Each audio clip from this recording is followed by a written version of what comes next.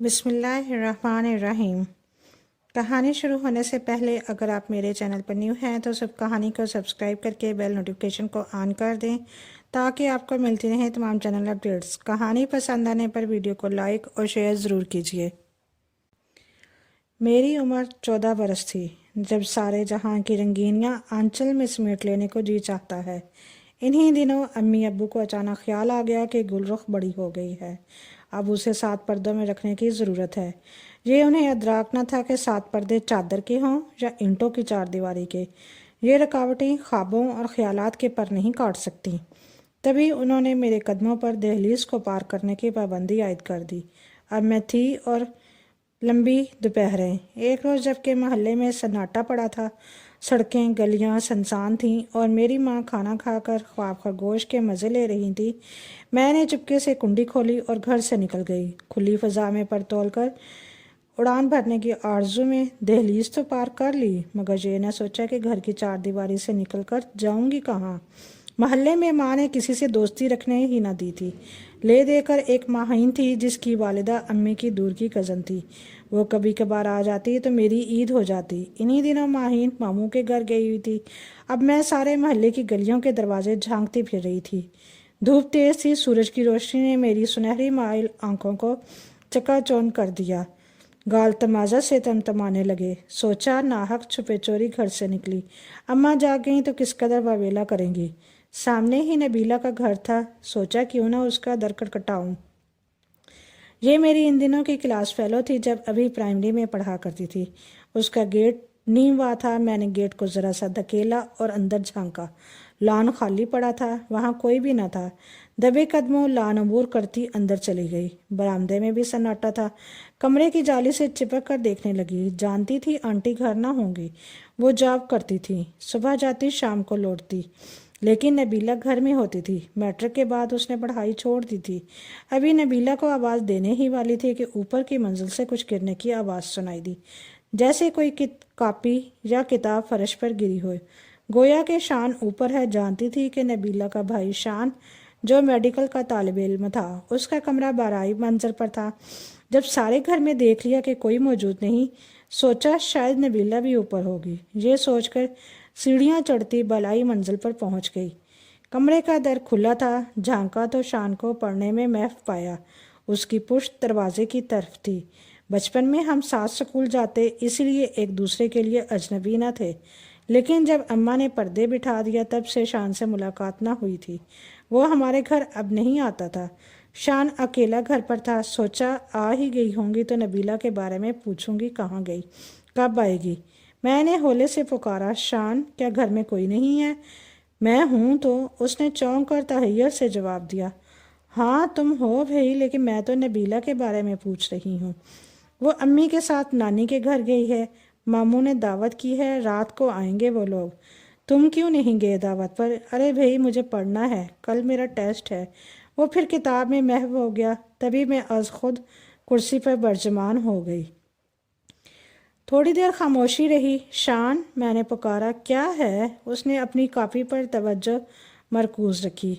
کیا کر رہے ہو بھئی؟ دیکھ نہیں رہا میں پڑھ رہا ہوں؟ ٹھیک ہے تم پڑھو، لیکن میں تو بور ہو رہی ہوں۔ بور ہو رہی ہو تو میں کیا کروں؟ تم بھی کوئی کتاب اٹھا کر پڑھنے لگو۔ اس نے ایک میگزین میری طرف اچھال دیا۔ میں یہاں پڑھنے نہیں آئی، یہ پڑھنا تم ہی کو مبارک ہو۔ تو پھر کیا کرنے آئی ہو تم؟ نبیلہ سے باتیں کرنے آئی تھی۔ گھر میں بھی تو بور ہو رہی تھی۔ نبیلہ نہیں ہے تو اب تم یہاں بیٹھ کر کیا کرو گی؟ تم ہی 2 منٹ بات کر لو شان، گھر آئے مہمان کو اتنی تو لفٹ دیتے ہیں۔ میرے پاس فالتو وقت نہیں ہے گل رخ، کل میرا پرچہ ہے، اب تم چلو۔ نبیلہ جب آئے تب آنا۔ مجھے بہت برا لگا، کیا کوئی انسان ایسا روکھا بھی ہو سکتا ہے؟ میں نے شان کو کتاب میں اس قدر گم دیکھا تو غصہ آنے لگا، بلکہ میری رگ شرارت پھڑک اٹھے گی۔ پتہ ہے شان بھائی، میرا دل کیا چاہ رہا ہے؟ کیا آپ کو پڑھنے نہ دوں؟ یہ کہہ کر میز پر پڑے اس کے نوٹس کے صفحے ہوا میں اچھال دیے۔ جب وہ نوٹس کے صفحات کی طرف لپکا، میں نے اس کے ہاتھ سے کتاب اچک لی۔ اچانک حملے پر وہ ایک لمحے کو بوکھلا گیا۔ اس کو مجھ سے ایسی توقع ہرگز نہ تھی۔ رکھائی وہ یوں دکھا رہا تھا کہ میں کسی طرح جلد از جلد وہاں سے چلی جاؤں۔ ارے ارے بے وقوف لڑکی، یہ کیا کر دیا تم نے؟ ہوا میں بکھر کر فرش پر گر جانے والے صفوں کے پیچھے دوڑنے لگا۔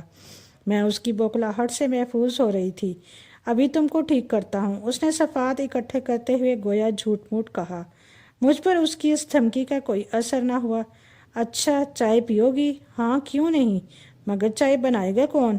میں بنا لوں گا چائے۔ ارے بھئی، تم نہیں جانتی کتنی اچھے چائے بناتا ہوں۔ ویسے اچھا ہوا کہ تم آ گئی، اس وقت میرا دل چائے پینے کو چاہ رہا تھا۔ تم بیٹھو یہاں، ابھی بنا کر لایا۔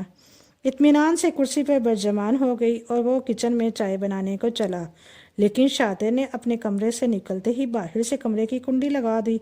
کتاب اور نوٹس وہ ہاتھ میں پکڑے تھا۔ کمرے میں قید کر کے وہ دوسرے کمرے میں جا بیٹھا اور پڑھائی میں محو ہو گیا۔ ظاہر ہے کہ میڈیکل کی تعلیم کوئی مذاق نہیں ہوتی، اس کا تو ایک ایک لمحہ قیمتی تھا، اور میں 14 برس کی لاابالی بے وقوف لڑکی ہر بات کو ہنسی مذاق سمجھتی تھی۔ تھوڑی دیر خاموشی سے انتظار کرتی رہی کہ اب آ کر کھولے گا، اب آ کر کھولے گا، اسی لیے بند کر کے گیا ہے کہ اس کے پیچھے کچن میں آ کر اسے پریشان نہ کروں۔ لیکن کتنے منٹ سے زیادہ وقت گزر گیا اور وہ نہیں آیا۔ میرا سر چکرانے لگا۔ اس نے میرے ساتھ ہاتھ کیا اور نوٹس کے صفحات ہوا میں اڑانے کا بدلہ لے لیا۔ میں نے دروازہ پیٹنا شروع کیا تو باہر سے جواب دیا، گلرخ، دروازہ مت پیٹو، میں کھولنے والا نہیں۔ جب تک مما اور نبیلہ گھر واپس نہیں آ جاتی تم یوں ہی کمرے میں بند رہو گی۔ روحانسی ہو گئی، لیکن روش کس کو دیتی؟ میرا اپنا کیا دھرا تھا؟ اب شور مچانے سے تو بدنامی ہو جاتی۔ سارے محلے میں خاموش ہو کر بیٹھ گئی کہ کچھ دیر بعد آپ ہی آزاد کر دے گا۔ تاہم امی کے جاگ جانے کا ڈر تو تھا۔ جاگ گئیں اور مجھے گھر میں نہ پایا تو پھر کیا ہوگا؟ محلے میں مجھے کہاں ڈھونڈتی پھریں گی؟ وہی ہوا جس کا ڈر تھا۔ 2 گھنٹے استراحت فرما کر بالآخر ان کی آنکھ کھلی اور مجھے آواز دی، گلرخ، ذرا چائے تو بنا لو، بدن میں درد ہو رہا ہے، اٹھا نہیں جا رہا۔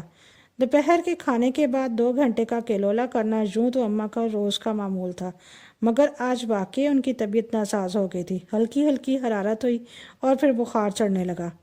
وہ بار بار مجھے آواز دے رہی تھی، وہاں ہوتی تو جواب دیتی۔ میں تو پڑوس میں نبیلہ کے گھر شان کے کمرے میں قید تھی۔ بالآخر امی کو خود ہی اٹھنا پڑا۔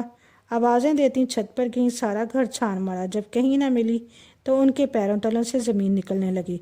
حواس جاتے رہے، سر پر برقع ڈال کر گھر سے نکلی، محلے کے ہر مکین کا در کھٹکھٹانے لگی سوائے نبیلہ کے گھر کے۔ ادھر تمام محلے کو خبر ہو گئی کہ گلرخ گھر سے غائب ہے، شاید کسی آوارہ لونڈے کے ساتھ بھاگ گئی ہے۔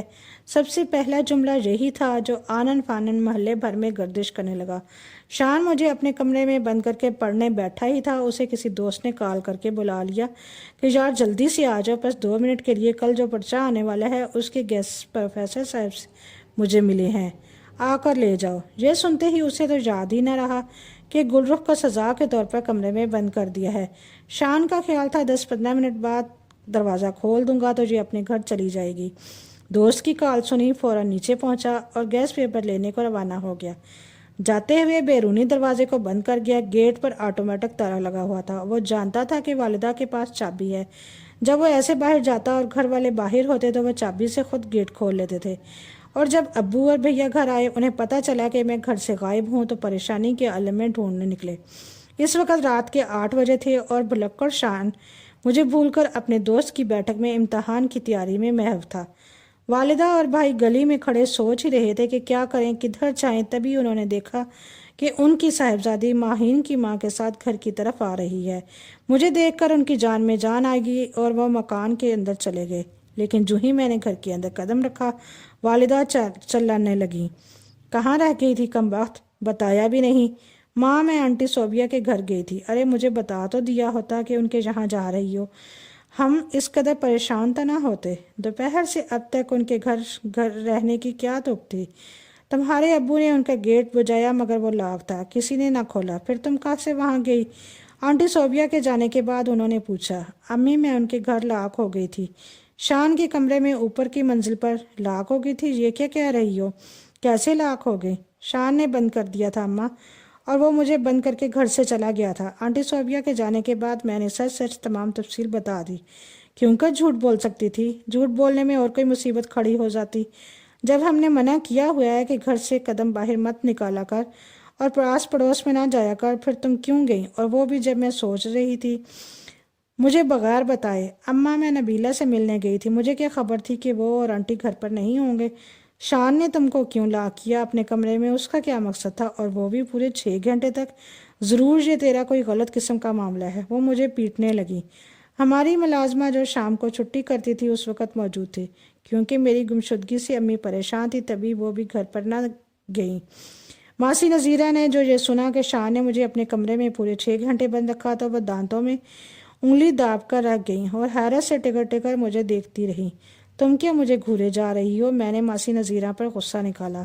رات ہو گئی ہے، ابھی تک یہاں ہو، چلو اب جاؤ۔ وہ کانوں کو ہاتھ لگاتی چلی گئی، لیکن کمزاد کی زبان اس کے قابو میں نہ رہ سکی۔ اگلے روز اس کے ذریعے سارے محلے کو خبر ہو گئی کہ آغا صاحب کی صاحبزادی گلرخ پورے 6 گھنٹے پڑوسی کے بیٹے شان کے کمرے میں بند رہی، جبکہ اس کے ماں باپ بیٹی کی گمشدگی کی اطلاع کرانے تھانے جا رہے تھے۔ وہ تو خدا کا شکر ہے کہ شان کی ماں نے میکے سے آ کر لڑکی کو آزاد کیا اور گھر پہنچا گئی، ورنہ نہ جانے کیا گل کھلنے والا تھا۔ ماسی نذیرہ تو ہر گھر جھانکتی تھی۔ اس بیچ جمالوں سے آگ لگائے میرے اور میرے والدین کے لیے گویا جہنم کا در کھول دیا۔ اب محلے کی عورتیں بار بار پوچھنے آ رہی تھیں کہ لڑکی کیسے گئی، کیوں گئی، اسے شان نے بند کیا اور کیسے واپس لوٹایا۔ یہ سب باتیں سن کر امی ابو بے حد شرمندہ تھے۔ وہ ہر ایک کو جواب دے دے کر اور وضاحتیں کر کر تھک گئے۔ میں بھی چور بنی گھر میں ایک طرف پڑی تھی۔ ہم تو اسے ایک چھوٹی سی بات سمجھ رہے تھے، مگر زمانے کے لیے یہ کوئی چھوٹی بات نہ تھی جہاں پر بات کا بتنگڑ بنا کر لوگ خوش ہوتے ہیں۔ ادھر تو رائی کا پہاڑ بنانے کے بعد بھی باتیں بنانے والوں کی تشکیل ہو رہی پی تھی۔ انسان اپنی خطائیں بھلا دیتا ہے، لیکن زمانہ ان غلطیوں کو نہیں بھلاتا، بلکہ عورت کی بھول کو تو معاف ہی نہیں کرتا۔ میرے ساتھ بھی ایسا ہی اسکول زمانے نے کیا۔ نبیلہ کی امی کا تبادلہ ہو گیا، یہ لوگ دوسرے شہر چلے گئے، لیکن جو داغ بچنے کی بھول تھی وہ ہمیشہ کے لیے میری تقدیر کا جھومر بن گیا۔ ایک مرتبہ میں محلے میں امی کے ہمراہ کسی شادی میں گئی تو عورتیں مجھے دیکھ دیکھ کر چائے مگوئیاں کرنے لگیں۔ وہ خسر پھسر کر رہی تھیں کہ ارے یہ وہی ماہین ہے جس کو صوبیہ کے بیٹے نے 6 گھنٹے تک اپنے کمرے میں بند رکھا تھا۔ مجھے ہر طرف سے ایسی ہی نظروں کے تیر چلنی کرنے لگے تو وہاں بیٹھنا دوپہر ہو گیا۔ میں نے امی سے کہا، ماں گھر چلو، میرے پیٹ میں شدید درد ہے، کھانا نہ کھاؤں گی۔ میرے بار بار مجبور کرنے پر بالآخر امی بھی بغیر شادی کا کھانا کھائے گھر آ گئیں۔ عورتوں کی باتیں انہوں نے بھی سنی تھی، لہٰذا بہت افسردہ تھی۔ کہنے لگی، دیکھ لیا نا خود سری کا انجام، 4 برس بیت چکے ہیں اور لوگ ابھی تک اس بات کو نہیں بھولے۔ کمرے میں بند رہنے کے انہوں نے کیا کیا کیا، کیسے کیسے مطلب نکال لیے۔ ہم تو کسی جگہ جانے اور کہیں منہ دکھانے کے قابل نہیں رہے۔ والد صاحب کی زندگی کم تھی۔ ایک روز وہ بازار سودا سلف لینے گئے تو وہاں دکان پر ہارٹ اٹیک سے اللہ کو پیارے ہو گئے۔ رو دھو کر ہم نے صبر کر لیا۔ زندگی موت اللہ کے ہاتھ میں ہے، کوئی آگے کوئی پیچھے، موت کا ذائقہ تو ہر ذی روح کو چکھنا ہے۔ والد کی وفات کے بعد امی کو میری شادی کی فکر ستانے لگی۔ میں ان کی واحد اولاد تھی، ان کی زندگی کا بھی بھروسہ نہ تھا۔ پس خالہ جان سے کہہ کر ایک جگہ منگنی طے ہوئی، لیکن جب محلے والوں میں سے کسی نے سن لیا کہ یہ وہی لڑکی ہے جس کو پڑوسی لڑکے نے اپنے کمرے میں 6 گھنٹے بند رکھا تھا تو وہ لوگ بدظن ہو گئے۔ منگنی ٹوٹ گئی۔ ہم نے وہ گھر فروخت کر دیا اور خالہ جان مجھے اور امی کو اپنے گھر لے آئیں کہ اس محلے میں رہ کر میرا رشتہ ہونا محال تھا۔ والدہ نے خالہ کے اصرار پر مجھے نرسنگ ٹریننگ سینٹر میں داخلہ دلوا دیا، کیونکہ خود خالہ بھی ہسپتال میں ملازمت کرتی تھی۔ میری خالہ کی اولاد نہیں تھی، جوانی میں بیوہ ہو گئی تھی، تبھی سے ملازمت کر رہی تھی۔ میں ابھی نرسنگ ٹریننگ کے آخری سال میں تھی کہ والدہ بھی رضائے الہی سے وفات پا گئی۔ اب خالہ بشریٰ کے سوا میرا اس دنیا میں کوئی نہ رہا تھا۔ انہی کے پاس رہتی، انہی کے سہارے زندگی کے دن گزارنے لگی۔ خالہ جان ریٹائر ہوئی تو مجھے ان کی جگہ ملازمت مل گئی اور میں ہسپتال میں بطور نرس کام کرنے لگی۔ ایک بار کینسر وارڈ میں، کیونکہ کینسر ایسا مرض ہے کہ انسان کو قبل از وقت مرنے کا اشارہ مل جاتا تھا۔ اکثر مریض با حوصلہ اس موذی مرض سے لڑتے اور کچھ ایسے بھی ہوتے کہ حوصلہ ہار جاتے تو افسردہ رہ کر موت کے انتظار میں دن گنتے تھے۔ ایک دن ایک نہایت خوبصورت نوجوان کینسر وارڈ میں لایا گیا۔ اس کی زندگی کے دن بھی گنے جا چکے تھے۔ مجھے عادل کو دیکھ کر بہت دکھ ہوا کہ ایسی بھرپور جوانی، اس قدر خوبصورت شخص اور کیسے موذی مرض نے اپنے چنگل میں کس لیا۔ بہرحال میرا تو فرض تھا مریض کی خدمت کرنا اور اس کی دلجوئی اور ہمدردی سے پیش آنا۔ میں دل سے اور خلوص کے ساتھ عادل کی خدمت کرتی تھی، وقت پر دوا دیتی، اچھی طرح دیکھ بھال کرتی، جب میں اس کے روم میں جاتی وہ میرا منتظر ہوتا، مجھے دیکھتے ہی اس کی نگاہوں میں جینے کی آرزو جاگنے لگتی، اس کی آنکھیں کسی نئی امید سے چمک اٹھتیں۔ شاید کہ وہ مجھ سے محبت کرنے لگا تھا، لیکن اظہار نہ کرتا تھا کیونکہ اظہار بیکار تھا۔ کافی دنوں تک اس نے مجھے اپنے ذاتی خیالات کے بارے میں کچھ نہ بتایا، لیکن ایک روز جب کہ وہ کچھ افسردہ اور فکر مند نظر آ رہا تھا، اس نے کہا اس کی بیوی اسے چھوڑ کر جا چکی ہے۔ اس کا ایک چھوٹا سا بیٹا ہے جو نوکرانی کے زیر نگرانی پرورش پا رہا ہے۔ مجھے اپنی فکر نہیں ہے گل، لیکن اپنے بیٹے سلیم کی بہت فکر ہے۔ میرے بعد اس کی پرورش کون صحیح طریقے سے کرے گا؟ بس یہی سوچ سوچ کر پریشان ہوتا ہوں۔ موت تو ایک اٹل حقیقت ہے۔ میں جانتا ہوں میری بیماری آخری سٹیج پر ہے، لیکن میرے بعد سلیم تو اس بے رحم زمانے کے رحم و کرم پر رہ جائے گا۔ اس نے ٹھنڈی آہ بھری۔ مجھے لگا جیسے کہ وہ مجھ سے درخواست کر رہا ہو کہ اس کے بعد میں اس کے بچے کی ماں بن جاؤں۔ تبھی میں نے عادل سے درخواست کی کہ آپ یہ بچہ مجھے دے دیجئے، میں اس کی پرورش کرنا چاہتی ہوں۔ وہ پہلے تو رضامند نہ ہوا، کیونکہ میرے بارے میں شاید کہ وہ نہیں جانتا تھا، لیکن میرے حسن سلوک نے اس کا دل جیت لیا، اور یہی چیز اسے مجھ پر بھروسہ کرنے پر مائل کر رہی تھی۔ اس نے کہا اپنا بچہ آپ کے سپرد کر سکتا ہوں، لیکن ایک خیال پریشان کرتا ہے۔ آپ شادی شدہ نہیں ہیں۔ جب آپ نے شادی کر لی تو بعد کے حالات میں کیا آپ بچے کو اس طرح پال سکیں گی جیسے کہ آج کے حالات میں؟ یقیناً حالات بدل جائیں گے تو آپ کی توجہ بھی ہٹ جائے گی۔ میں نے عادل سے وعدہ کیا میں شادی نہیں کروں گی، اپنا سب کچھ اس کے بچے کو ہی سمجھوں گی، عمر بھر اس کا ایسے ہی خیال کروں گی جیسے ایک ماں اپنے بچے کا خیال رکھتی ہے۔ عادل نے اپنی زندگی میں ہی اپنے 2 سالہ بچے کو مجھے سونپ دیا، کیونکہ اب وہ زندگی کی آس کھوتا جاتا تھا۔ خالہ مجھ سے زیادہ سلیم کا خیال رکھنے لگی۔ وہ گھر پر ریٹائرڈ زندگی گزار رہی تھی، کوئی مصروفیت نہ تھی۔ انہوں نے سلیم میں دل لگا لیا۔ جب میں ڈیوٹی پر آتی وہ اسے نہلا دھلا کر صاف کپڑے پہناتی، ٹہلانے لے جاتی اور بہت خیال رکھتی۔ کچھ ہی دنوں بعد عادل کا انتقال ہو گیا۔ مجھے بہت دکھ ہوا۔ میں روز اسے دوا دیتی، اکثر بیٹھ کر اس کی باتیں سنتی، ہنس ہنس کر جواب دیتی۔ حوصلہ اور تسلیاں جو میں اس کو دیتی وہ اس کے لیے مرہم کا کام کرتی۔ وہ بہت معصوم سا انسان تھا، اس کی ہر بات کا جواب میں محبت سے دیتی۔ بالآخر اس کی زندگی کے دن پورے ہو گئے اور وہ اپنے خالق سے جا ملا۔ سلیم کی صورت میں مجھے اپنی سب سے قیمتی چیز سونپ کر اس کی وفات پر میں بہت روئی۔ لگتا تھا جیسے آج بیوہ ہو گئی ہوں، حالانکہ میرا اس کے ساتھ کوئی رشتہ نہ تھا، محبت کا بھی نہیں، نکاح کا بھی نہیں۔ لیکن آج پتہ چلا کہ انسانیت کا رشتہ تو سب رشتوں سے بڑھ کر اور افضل ہوتا ہے۔ میں نے سلیم کی پرورش میں کوئی کسر نہ چھوڑی، بالکل ایسے اس کی پرورش کی جیسے کوئی اپنی اولاد کی کرتا ہے۔ میں نے آج تک کسی کو کبھی پسند نہ کیا، نہ کسی سے شادی کی خواہش کی، بس ہر دم سلیم کی خواہشیں ہی پوری کرنے کی فکر میں لگی رہی۔ میری زندگی کا دوسرا مقصد مریضوں کی خدمت کرنا تھا، اسی میں مجھے سکون ملتا۔ محبت تو کسی مرد سے نہ مل سکی۔ عادل سے بھی جھوٹی محبت کا سونگ رچاتی رہی، کیونکہ اس کی دل جوئی مقصود تھی۔ نہیں چاہتی تھی کہ ایک ایسے انسان کا دل ٹوٹ جائے جو موت سے قریب ہے، لیکن وہ محبت جھوٹی نہیں، سچی تھی۔ اس حقیقت کے بعد ادراک ہوا کیونکہ اس کا لخت جگر آج بھی میرے پاس ہے، اور اس کے والد عادل کی محبت اور یاد سے میرا دل بھی آباد ہے۔ میں چاہوں تو آج بھی شادی کر سکتی ہوں، لیکن مجھے گھر بسانے کی چاہ اب نہیں رہی۔ سلیم کو دیکھتی ہوں تو میری ممتا کی پیاس جاتی رہتی ہے۔ مجھے اس کے ساتھ ایسی ہی محبت ہے جیسی کسی ماں کو اپنی اولاد سے ہو سکتی ہے۔ وہ مجھے ماں سمجھتا ہے، ایک بیٹی کی طرح میرا احترام کرتا ہے۔